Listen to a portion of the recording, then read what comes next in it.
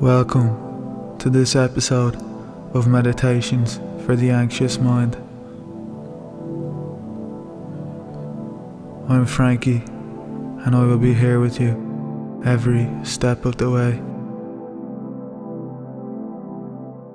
Let's go for a walk, shall we? Let's talk about what you did last week. Who, me? Yeah, I'm talking to you. The day was Tuesday. The time, 6:57 a.m. You jolted awake after having a horrific nightmare that you don't remember much about.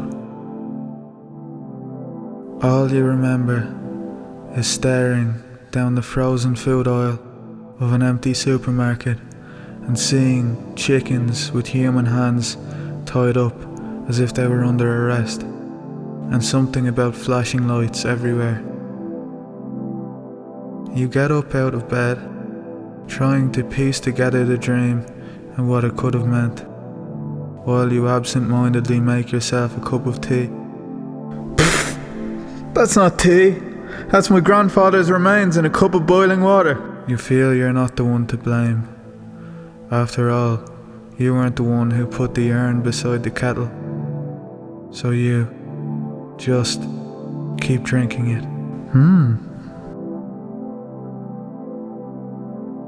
A smile twists across your face as you wipe the ash from your mouth. You know what, Granddad? You didn't taste that bad after all. You decide it would be a nice idea to brush your teeth, so as to set you up for the day. You trundle towards the bathroom. There's no more toothpaste, you say, but you notice you have 2 bottles of hand sanitizer, so you have a mouthful. Gurgle that straight from the bottle. You look out the window to see if everyone is laughing at you.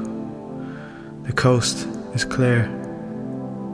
You turn around and notice the bottle you didn't drink from might become sentient when you leave the room and express feelings of jealousy and rage towards the bottle that you did drink from. You wouldn't want to hurt either of them. Maybe if I just drink these 2 bottles of hand sanitizer, no one will be upset with me, you muse to yourself, knowing well that no musing is necessary. You know in your heart you're drinking that hand sanitizer, and there's not a damn thing anyone on this earth can do to stop you. The warm, acidic burn sanitizes your insides and kills all bacteria that may have been residing rent-free in your stomach. It's great to be clean. You look down at the 2 empty bottles of hand sanitizer and roll your eyes. Now lads, I don't want to hear any more arguing from the pair of you. You saunter out of the bathroom, rubbing your hands together as if you just achieved something. You look at the time. It's 8:52. I better get out of here and start busting some moves, you say. You skip out of the house in a hurry.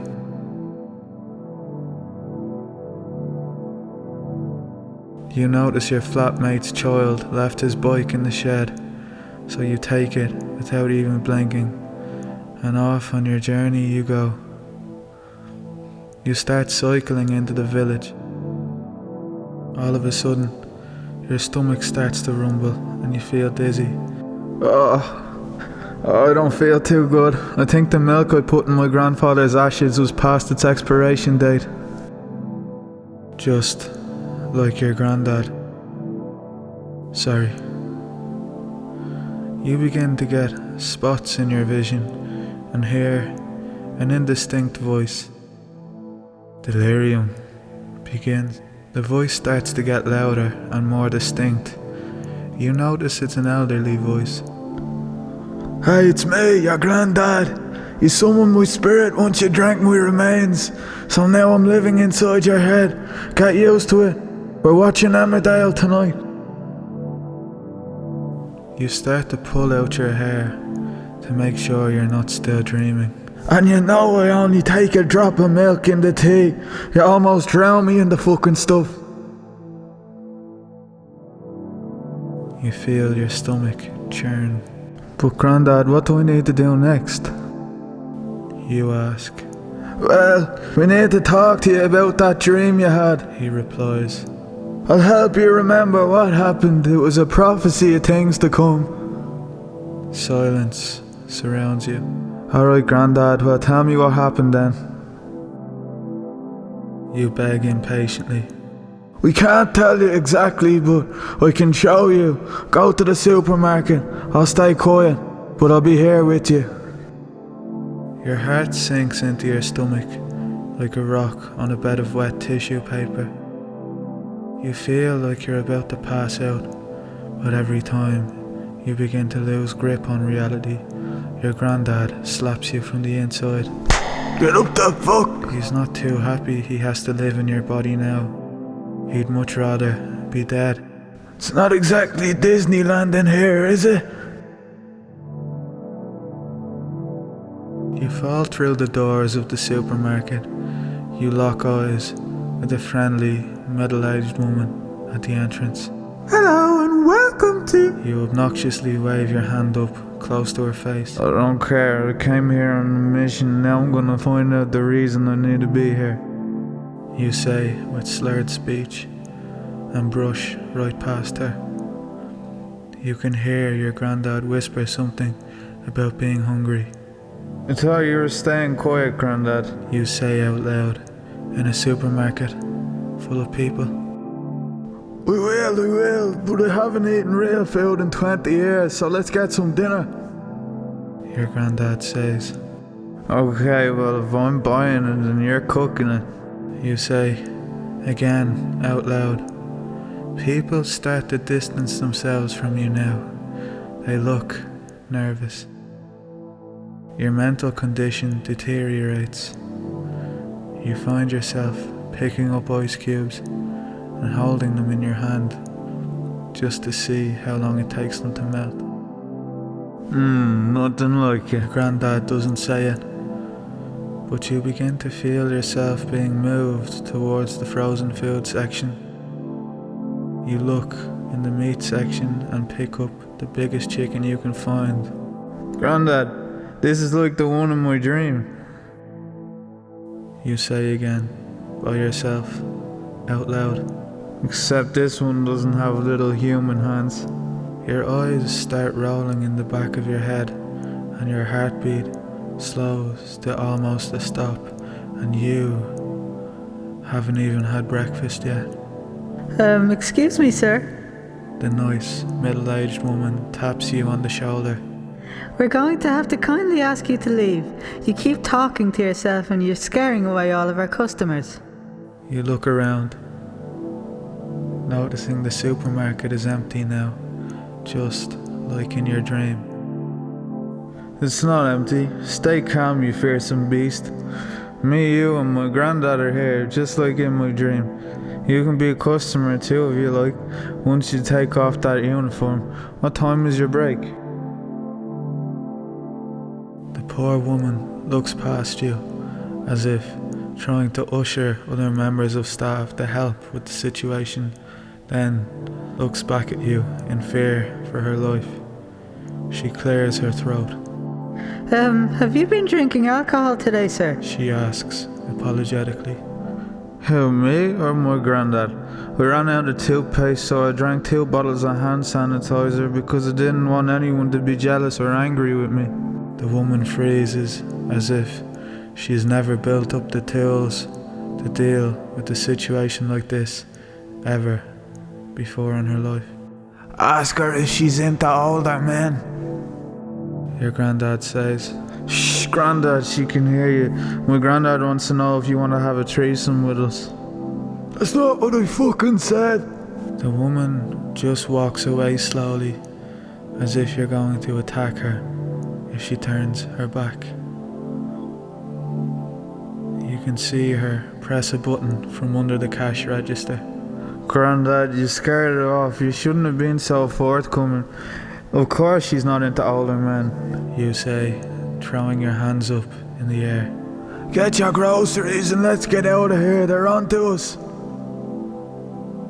30 minutes later, after several stints of hobbling towards the meat section and forgetting why you were there, you finally grab the chicken for dear life and zigzag your way to the cash register. It's the same woman who confronted you earlier. You look at her drunkenly. The offer still applies. You'll also be fed.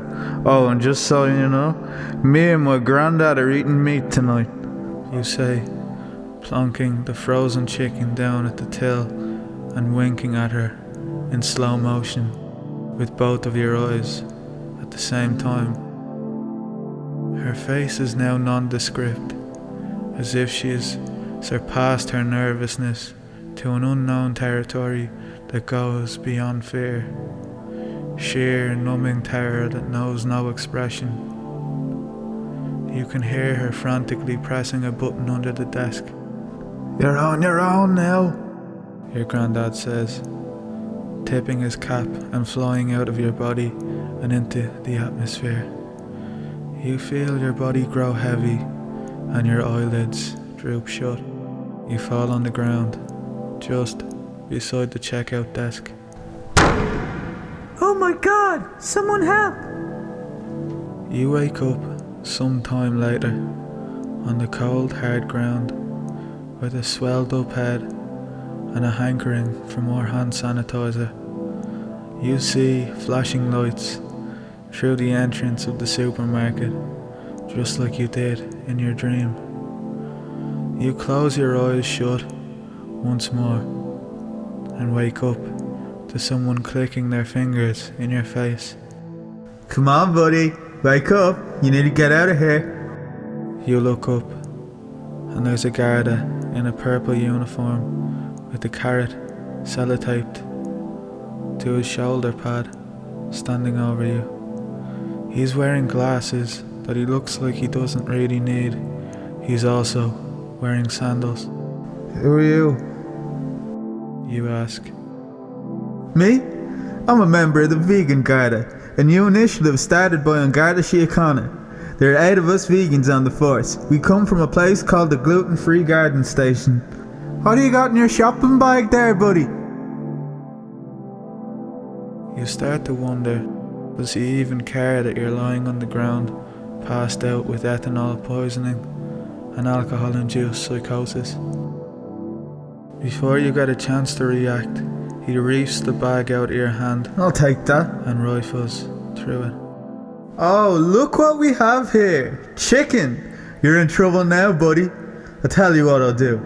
I'll let you walk right back to the frozen food section and put that chicken back where you found it. Sound good? You look at the chicken and think, what would your granddad say? Oh, I'm gonna keep the chicken and eat it tonight. What are you gonna do? Handcuff me? The Vegan Garda turns beetroot with anger. No, I'm not gonna handcuff you, because that's not within my jurisdiction. I'm gonna do something much worse. I'm gonna shame you for not eating vegan food like I do. Those are shackles you'll wear for a lifetime, buddy. They're invisible, and you'll never pick the lock. The woman at the cash register shouts over at the Garda. Will you help the boy out? He's been poisoned. He needs an ambulance immediately. The Garda looks at her and barks. I'm sorry, are you vegan? No. The woman says glumly. Well then let me do my job and let me instill a sense of morality into this waste. The Garda replies. So, I will call you an ambulance, buddy, once you put that chicken back for me. Is that cool? The Vegan Garda says with a sadistic smirk. No, I'll just leave with the chicken I paid for. I don't need an ambulance. I'm gonna buy more hand sanitizer, drink the rest of my grandfather's ashes when I get home, and then we'll call it a party. Actually, do you sell any hand sanitizer here? You ask the woman behind the till. I'm afraid we don't. Everyone's gone mad for it. They're buying hand sanitizer like there's no tomorrow. Ugh, fucking alcos. You think to yourself.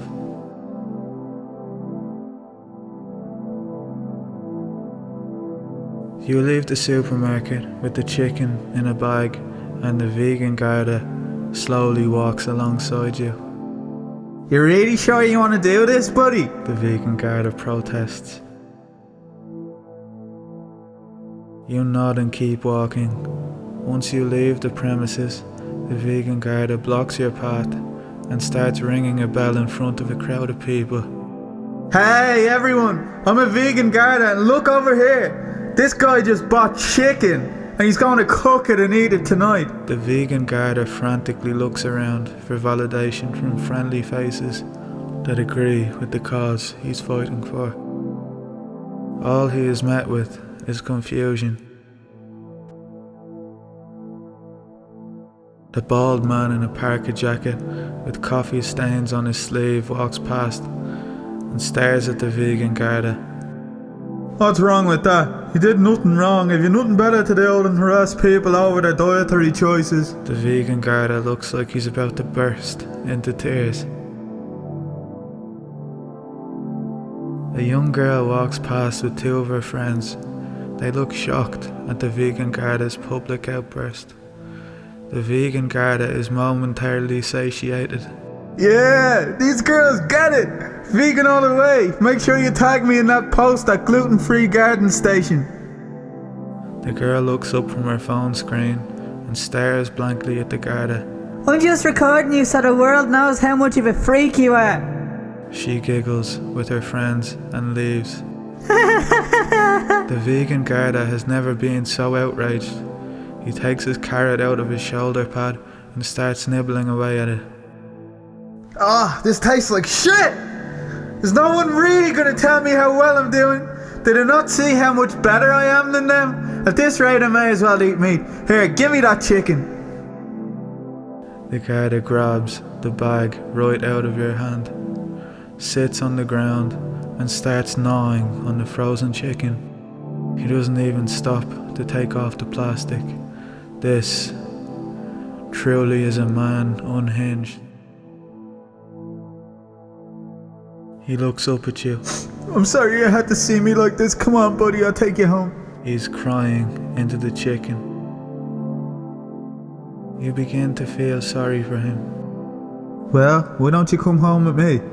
All those tears you're crying into the chicken will actually make a nice juice when cooked.